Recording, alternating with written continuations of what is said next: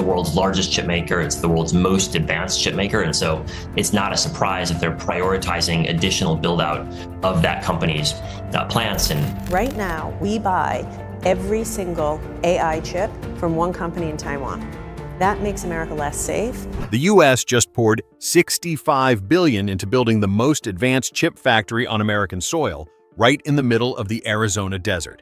But guess what? In March alone, Apple shipped over 600 tons of iPhones to the U.S., not from California, but from India.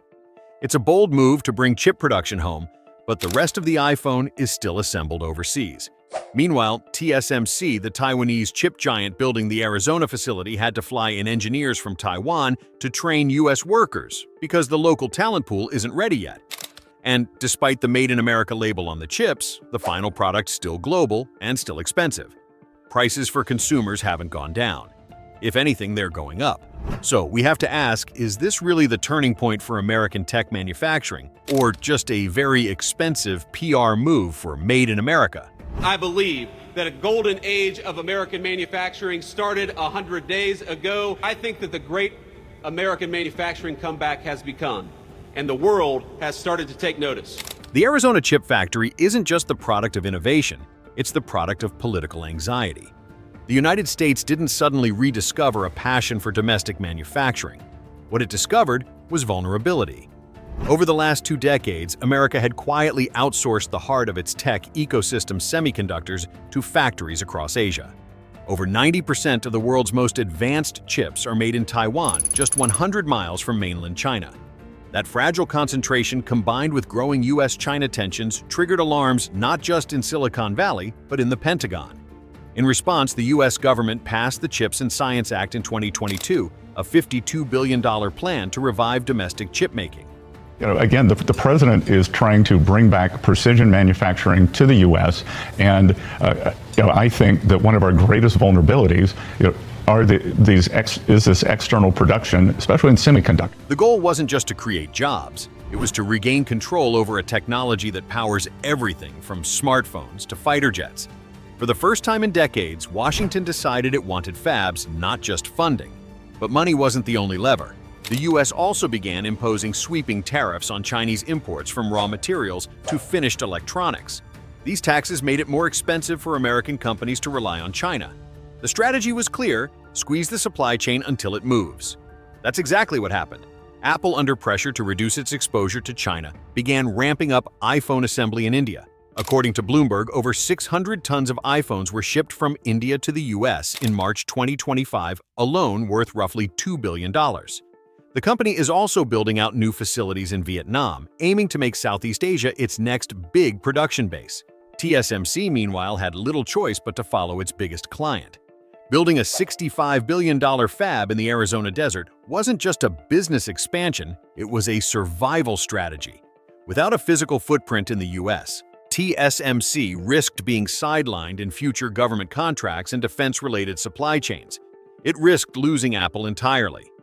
So what we're seeing isn't a free market shift. It's a politically engineered relocation of the tech world's most critical infrastructure, triggered by fear of China, financed by the American taxpayer, and executed under intense pressure. Taiwan Semiconductor Manufacturing Company, better known as TSMC, is building not 1 but 3 fabrication plants in Arizona as part of a multi-year, multi-billion-dollar project aimed at anchoring chip production firmly on U.S. soil.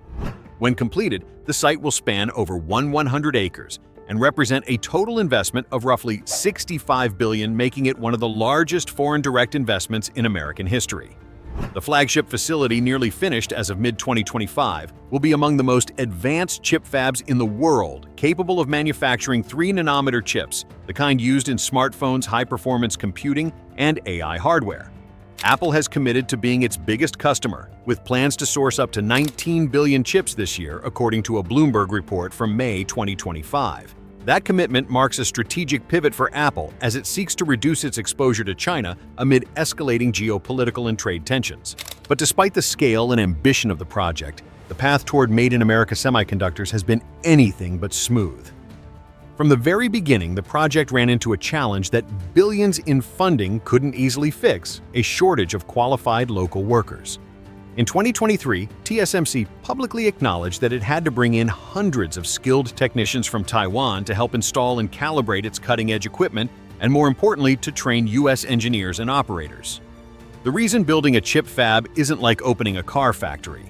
The equipment used, including extreme ultraviolet lithography EUV machines that cost more than $100 million apiece, requires incredibly precise handling in ultra-clean environments. A single misstep or a particle of dust can result in catastrophic production losses. It's not a workplace where learning on the job is an option. Beyond labor, there are deep structural limitations. Arizona offers space and proximity to U.S. tech centers, but it lacks essential resources like water and stable electricity, both of which are non-negotiable for high-volume semiconductor production. Fabs consume millions of gallons of ultra-pure water daily and require a continuous, uninterrupted power supply 24/7. Arizona, a state already grappling with record droughts and grid strain, is struggling to scale these utilities fast enough to meet demand. Even as the facility nears physical completion, TSMC has made it clear that mass production won't begin until late 2025 at the earliest. According to CNBC's December 2024 coverage, the fab is dang near back on schedule, but critical milestones including equipment validation, workforce readiness, and production scaling are still works in progress. And then there's the cost, not just in capital expenditure, but in opportunity and time. Producing chips in Arizona is significantly more expensive than in Taiwan, where TSMC enjoys mature infrastructure, seasoned labor, and deep supplier networks. These added costs will inevitably be passed along to customers and eventually consumers. So yes, we're on the verge of seeing chips that are physically made in America.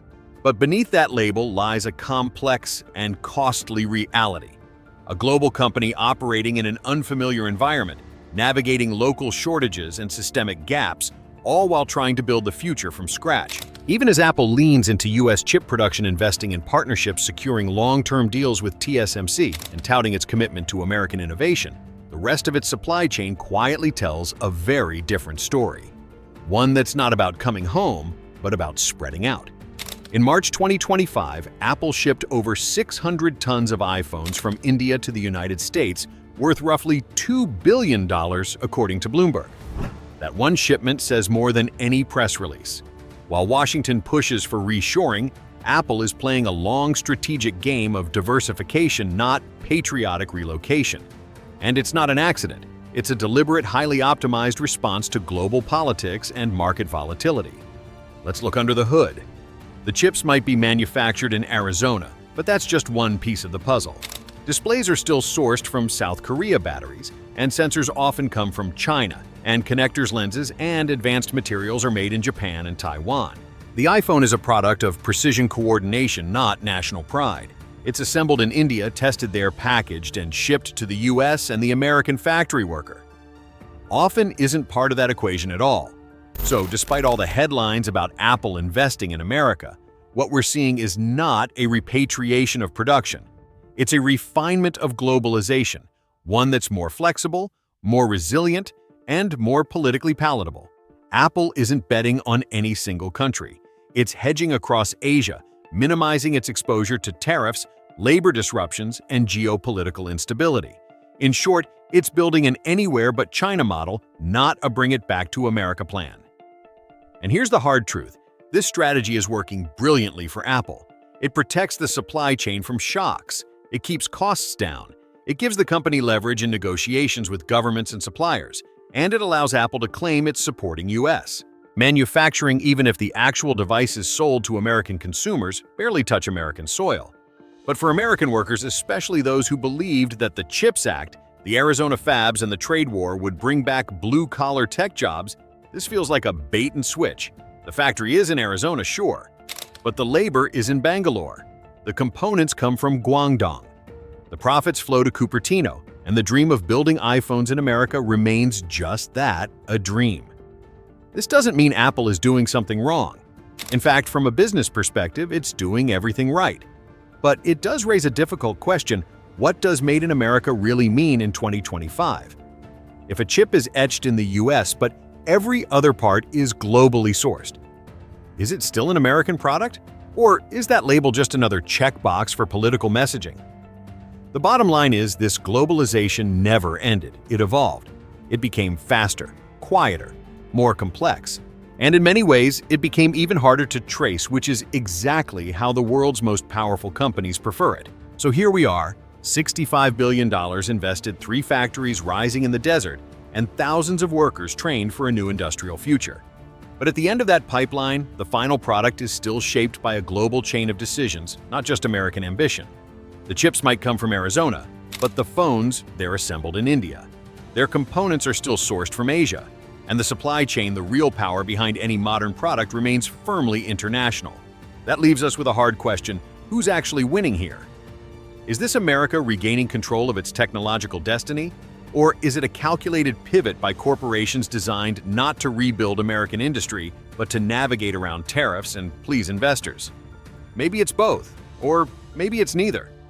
Because when the smoke clears, what we're left with may not be a restored manufacturing superpower, but a very expensive symbol fueled by fear politics and branding. Is this the future of American tech? Or just a beautifully packaged illusion made for headlines, not for results? What do you think is the Arizona fab, a real turning point, or just high-tech theater? Drop your thoughts in the comments. And if you want more deep dives on global supply chains, tech power plays, and the economics no one wants to talk about, subscribe and stay tuned.